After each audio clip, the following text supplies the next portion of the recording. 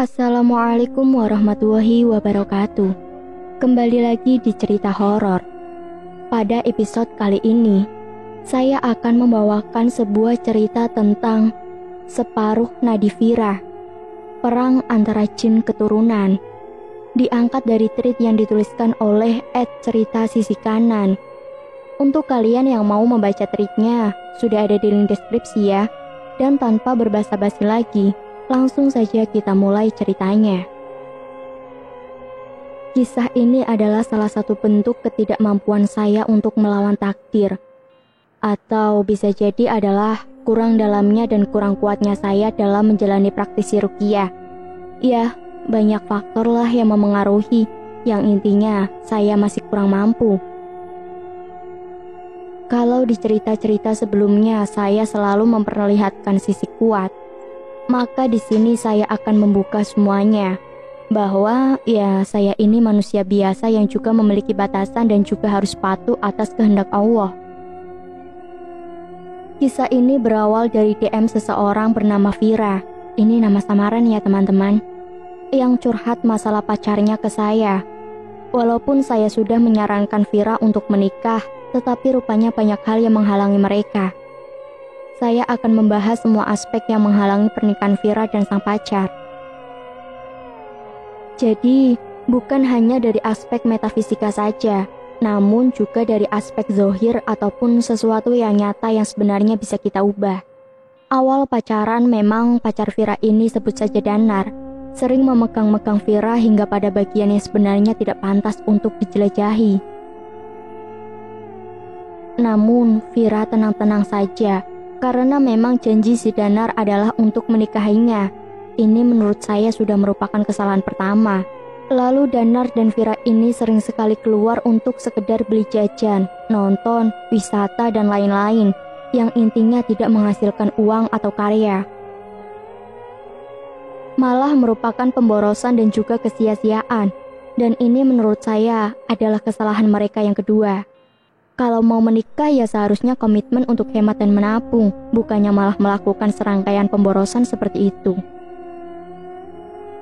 Danar ini seringkali melakukan percakapan yang tidak perlu, sampai gombal dan mengatakan bahwa Vira adalah separuh nadinya. Jelas ini sesuatu yang harus dihindari. Memang benar, dalam suatu hubungan sering menghibur pasangan dan sering bercanda akan membuat suasana jadi dingin. Namun, tentunya harus ada juga sesi diskusi dan percakapan serius untuk lebih tahu bagaimana hubungan kedepannya, atau bahkan membahas karir antar satu dengan yang lain. Oke, dan kesalahan terakhir mereka adalah tidak mengkomunikasikan pada kedua belah pihak orang tua perihal hubungan mereka, sehingga kedua belah pihak orang tua hanya melihat mereka sebagai muda-mudi yang merajut kasih, namun tak memiliki visi dan masa depan. Nah, setelah kita membahas semua hal yang memang terlihat, kali ini kita akan membahas suatu hal yang tidak tampak. Melalui DM Twitter, Vira menghubungiku. Tanpa disuruh, Vira segera menceritakan semua keluh kesahnya perihal pacarnya pada saya.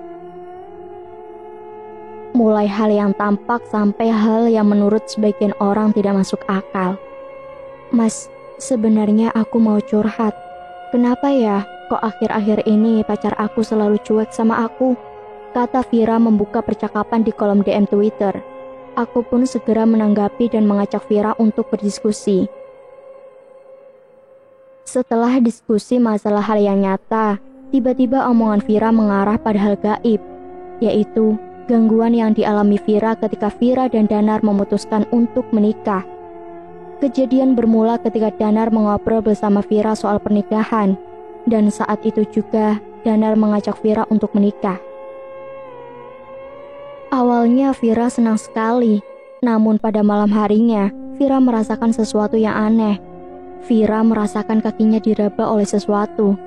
Awalnya Vira mengira itu adalah serangga, sehingga dia mengambil semprotan serangga dan menyemprotkannya ke seluruh bagian kamar.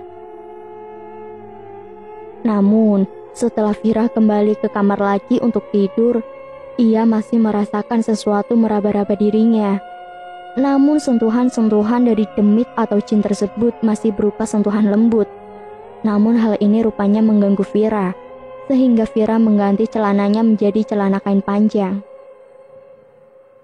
Setelah berganti celana kain dan melantunkan doa sebelum tidur, gangguan itu sudah tidak dirasakan lagi oleh Vira. Di sisi lain, Danar juga mengalami gangguan, yaitu seperti ada yang menepuk-nepuk punggungnya. Lalu pada malam-malam berikutnya, gangguan tersebut seakan hilang. Hari-hari pun dilalui oleh dua sejoli itu dengan kebahagiaan, karena mereka pikir gangguan tersebut sudah hilang selamanya. Hari-hari pun berlalu. Pasangan ini pun janjian untuk keluar pada malam minggu. Keluar melihat pemandangan sambil diskusi masalah pernikahan. Nah, ketika mereka berdiskusi dan sampai pada pembahasan tentang budget pernikahan, mereka tiba-tiba bertengkar hebat. Memang faktor tidak adanya uanglah yang membuat mereka adu mulut. Namun rupanya ada juga demit yang mengompori mereka untuk bertengkar. Dada mereka panas, mata mereka merah, nafas mereka berdengus mirip banteng yang sedang marah. Darah seperti mendidih dan memanaskan semua relung tubuh mereka. Pertengkaran mereka cukup hebat dengan intonasi yang tinggi, membuat pemilik restoran terpaksa mengusir mereka berdua. Tapi ada satu untungnya, yaitu Danar tidak main fisik dan tahan dengan aksi provokasi yang dilakukan demit di dalam tubuhnya. Setelah kejadian bertengkar di restoran itu, mereka dengan mudahnya baikan lagi, karena memang mereka berdua sudah memegang komitmen untuk saling percaya, saling sayang, serta komitmen untuk melaju ke jenjang pernikahan. Tapi di sisi lain, kedua orang tua masing-masing sudah agak tidak simpatik satu sama lain, karena pertengkaran ini sudah tersebar di mana-mana, sehingga membuat malu kedua belah pihak keluarga. Syukurlah, waktu itu tidak ada yang merekam dan menguploadnya ke sosial media. Bisa-bisa jadi jejak digital, jadi ya muka mereka berdua sedikit terselamatkan. Waktu terus berotasi, mereka berdua kembali asyik dengan kegiatan pacaran mereka. Dan kali ini, Vira patut bersyukur, karena Danar diterima di salah satu perusahaan swasta sebagai pegawai dengan gaji yang lumayan. Sehingga mereka tidak perlu bertengkar lagi soal biaya menikah. Namun tampaknya demit-demit pengganggu ini nggak ikhlas bila mereka berdua menikah. Gangguan pun kembali muncul secara sporadis dan ekstrim. Gangguan sporadis dan ekstrim menghampiri kedua pasangan ini. Vira yang sedang tidur di kamar tiba-tiba mendengar suara korden ditarik oleh seseorang. Vira spontan bereaksi, "Mah, Mama, kenapa ada di kamar Vira malam-malam?" Kata Vira yang mengira orang yang menarik korden itu adalah mamanya. Namun senyap, tidak ada suara apapun. Bahkan sosok yang menarik korden tadi seakan hilang ditelan gelap malam. Vira pun kembali tidur malam itu. Namun tidur Vira tidak bisa nyenyak seperti biasanya, karena dia merasa ada yang mengawasinya di sudut gelap tersebut. Gangguan-gangguan di malam selanjutnya pun tak kalah ngerinya. Setiap malam badan Vira panas, dan Vira selalu mendengar suara berisik dari luar kamarnya. Namun ketika Vira melihat keluar jendela kamar, tidak ada apa-apa. Waktu terus berjalan. Malam berikutnya pun semakin ekstrim bagi Vira. Awalnya seperti yang dialami Vira, yaitu kaki Vira diraba-raba. Dan kemudian kaki yang diraba tadi lama-kelamaan bukan hanya diraba, namun ada seperti goresan cakar yang melukai kaki Vira.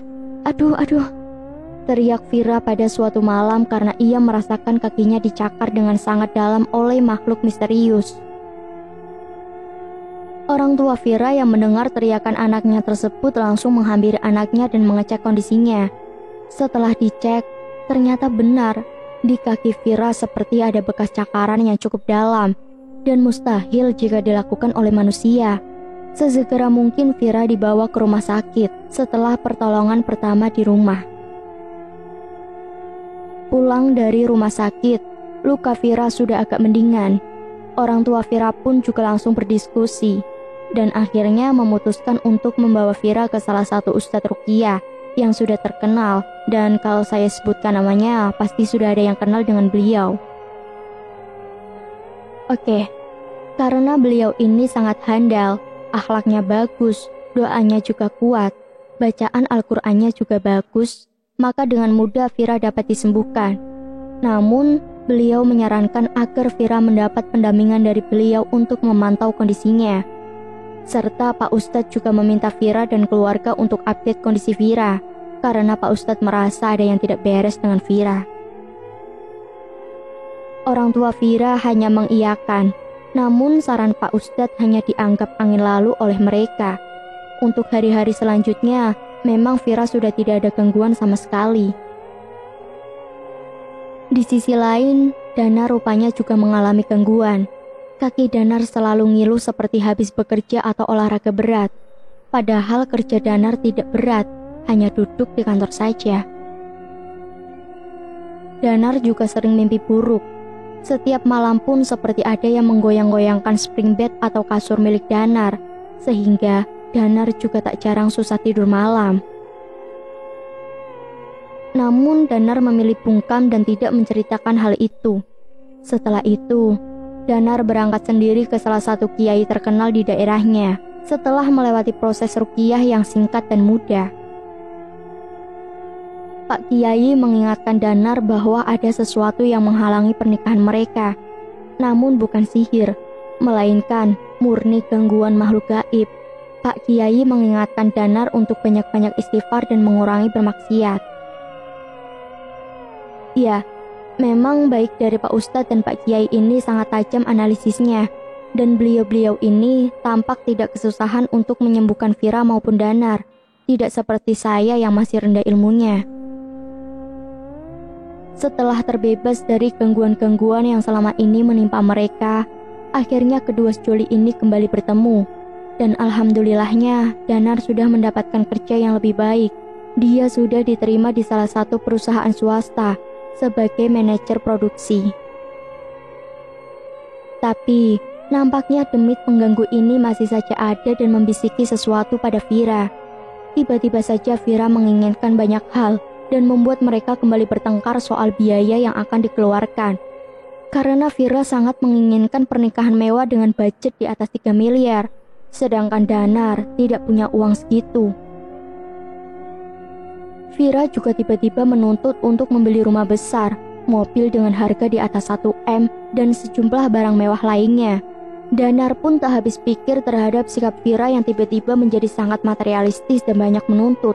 Mentang-mentang Danar sudah punya kerja dengan gaji yang lumayan, Vira menjadi seenaknya terhadap Danar. Akhirnya, pertengkaran seperti di restoran beberapa waktu lalu pecah kembali. Mata Danar dan Vira kembali berubah merah semerah darah. Nafas mereka pun mendengus seperti seekor banteng yang sedang mengamuk. Namun untungnya pertengkaran ini tidak lama, karena mungkin doa dari Pak Ustadz berpengaruh terhadap demit-demit ini. Selang beberapa minggu, Vira kumat lagi dan sering kesurupan lagi. Gangguan pun mulai kembali menghantui Vira. Selimut Vira sering ditarik oleh demit jahat yang mengganggunya. Vira juga mulai sering bermimpi bertarung dengan banyak demit. Bahkan, Vira sempat menyaksikan antara dua pasukan demit saling serang satu dengan yang lainnya. Akhirnya, disinilah Vira mulai menghubungi saya dan meminta tolong kepada saya. Proses penyembuhan Vira pun dimulai. Saya memulainya dengan berat karena rupanya jin jahat atau demit ini sangat banyak, sehingga memaksa saya untuk melantunkan doa berkali-kali. Di sini kesalahan saya dimulai. Seharusnya saya meruqyah kedua pasangan ini, namun hanya Vira yang saya ruqyah. Setelah proses ruqyah selesai, hubungan kedua pasangan yang akan menikah ini bukannya lebih romantis, malah lebih renggang dan parah. Danar menjadi ngambek dan menghilang begitu saja dari kehidupan Vira. Saya pun bertanya, demit yang mengganggu Vira sudah berhasil saya babat habis. Walaupun dengan resiko tubuh saya yang jadi panas dingin dan kecapean. Karena setiap pagi dan sore selama 3 hari, saya berzikir dan membacakan ayat-ayat ruqyah untuk Vira. Namun, lagi-lagi Allah menunjukkan kuasanya dan mengingatkan bahwa aku hanya manusia biasa. Aku hanya membabat demit atau jin jahat yang berada pada tubuh Vira, namun tidak dengan demit yang ada di tubuh Danar. Sungguh saya kecolongan saat itu. Namun karena badan sudah lelah sekali, saya pun memutuskan untuk istirahat di kamar dan tidur untuk memulihkan tenaga saya. Namun akhirnya Vira juga berterima kasih karena gangguannya sudah hilang. Setelah 3 bulan semenjak kejadian ini, saya kembali mendengarkan kajian ruqyah yang dibawakan oleh salah satu guru saya. Dan ternyata kasus Vira ini adalah kasus perang antara jin keturunan. Jin keturunan biasanya dibawa oleh kakek atau ayah atau leluhur terdahulu untuk melindungi anak cucunya. Atau ada perjanjian terlarang yang pernah dilakukan oleh sang leluhur, sehingga jin yang melakukan perjanjian tadi terus mendampingi anak cucunya si pembuat perjanjian tadi, dan masing-masing baik Vira maupun Danar punya jin keturunan, dan jin keturunan dari masing-masing mereka tidak cocok antara satu dengan yang lainnya, sehingga saling serang. Pasukan jin milik Vira menyerang Danar, begitu pula sebaliknya. Jin mereka berdua cukup kuat dan jahat, ya bisa dikatakan raja jin. Masing-masing dari mereka punya pasukan dan sering terjadi saling serang antara satu dengan yang lainnya. Makanya mereka berdua juga sering mengalami gangguan ekstrim. Jin yang saya libas adalah seluruh jin keturunan milik Vira dan sebagian pasukan jin milik Danar. Sementara raja jin milik Danar tidak tersentuh oleh saya. Di sini sudah jelaskan bahwa saya juga manusia biasa dan punya keterbatasan.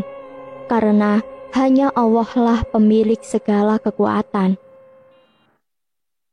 Manusia hanya hamba yang terus memohon pertolongan Allah. Walaupun mereka berdua batal menikah, saya harap mereka berdua dapat mengambil hikmah atas kejadian ini. Sekian dan terima kasih. Sampai di sini cerita horor hari ini. Nantikan untuk kisah-kisah selanjutnya. Tetap stay tune di cerita horor. Banyak sekali pesan moral yang dapat kita ambil dari cerita ini. Tingkatkan yang baik, hilangkan yang buruk. Wassalamualaikum warahmatullahi wabarakatuh.